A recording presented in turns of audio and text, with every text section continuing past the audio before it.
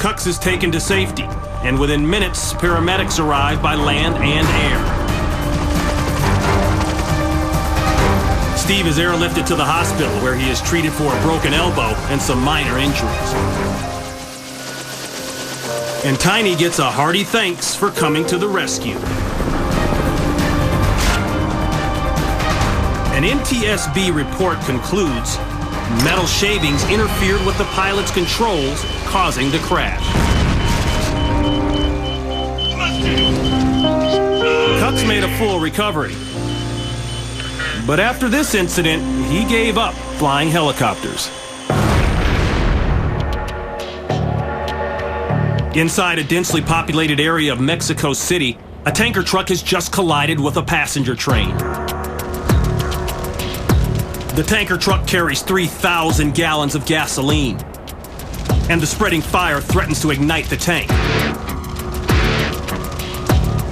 Firefighters have yet to reach the scene, and a small police force has evacuated the 30 passengers aboard the train. They attempt to clear out the surrounding neighborhood, but many residents are oblivious to the danger building inside the tanker. As the fire continues to burn out of control, drivers pass by the accident unaware that a massive explosion could erupt at any moment. Suddenly, a child runs across the field. Seconds later,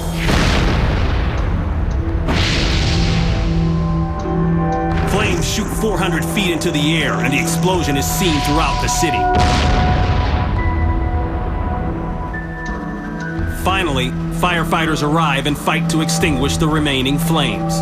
An investigation reveals that the truck driver caused the collision when he tried to beat the oncoming train across the tracks. Despite the power of the explosion, only 4 people were injured, and this boy escaped unscathed, thanks to a brave policeman who shielded him from the blast.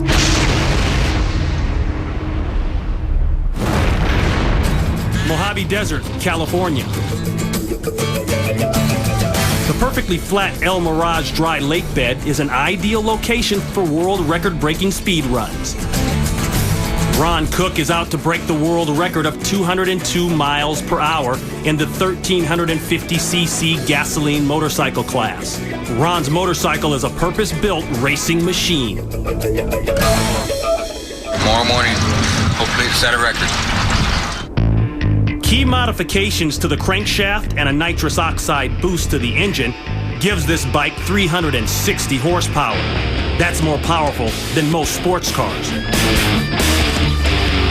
It's the day before the event. You know, the first part of the track's pretty good. It's a 1.5 mile course and mile point. A lot of the stuff is really soft.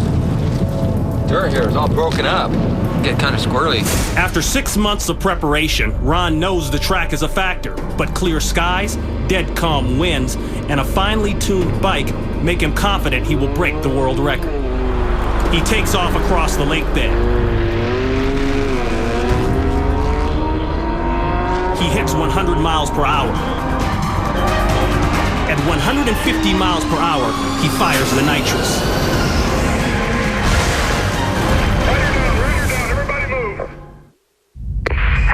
What's your favorite day of the week? Sunday, no doubt. Ooh, Sunday. I love that man can survive a deadly bite. I love how squids change their skin from red. Mojave Desert, California. Ron Cook attempts to break the world record of 202 miles per hour on his motorcycle. Ron takes off across the lake bed. He hits 100 miles per hour. At 150 miles per hour, he fires his nitrous.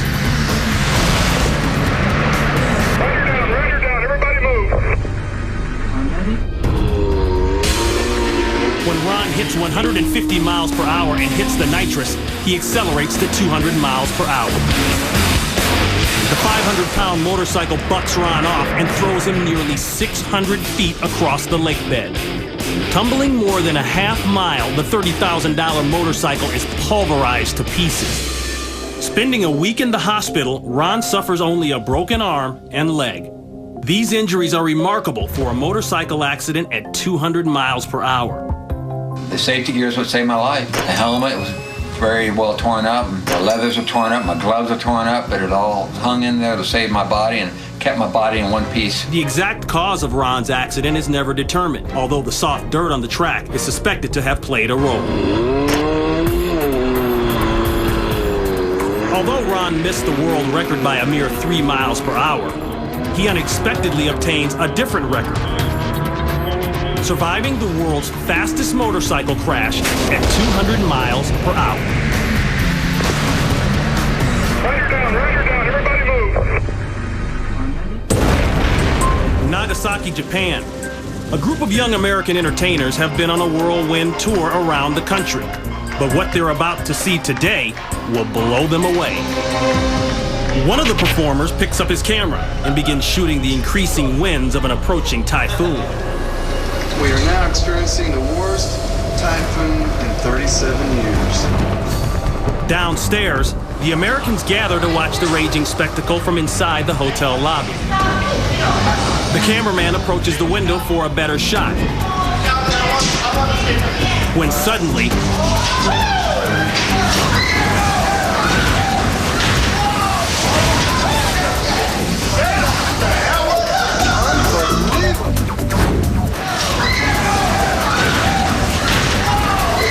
an entire building rolling across the parking lot, crashing into the bay.